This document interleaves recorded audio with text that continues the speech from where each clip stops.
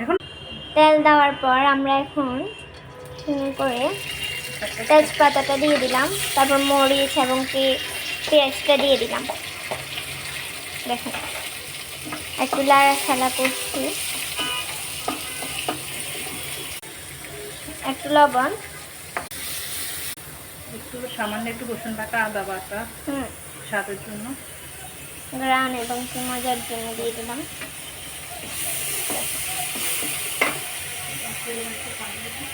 পরিমাণ মতো একটু পানি দেওয়া হবে।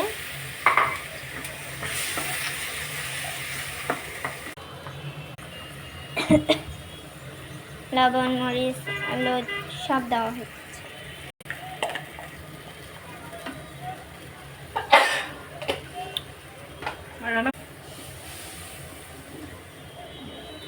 কালারটা কত মাশাআল্লাহ সুন্দর আসছে। আমার খালামণির রান্না যারা খেতে চান তারা তাড়াতাড়ি চলে আসবেন, খুব মজা। আমরা যে এত মাদ্রাসা থেকে আসি ততবার একটা না একটা জিনিস খাই আন্টির হাত থেকে, আমাদের একটা না একটা আবদার থাকে আন্টির।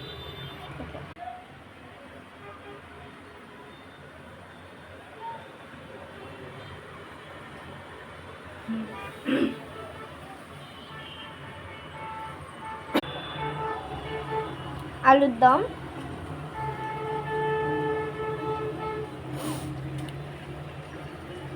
আলুটা দিয়ে দিয়েছি, মশলাটা ভালোভাবে কষে উঠছে। এটা একটু হাত দিয়ে নাড়াচাড়া করবো। কি একটা গ্রাম আসছে না, সেই একটা গ্রাম আসছে, অনেক কাজ বাকি এখন।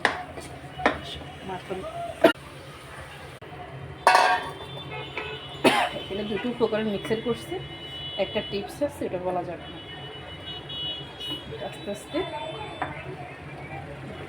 রেডি হবে।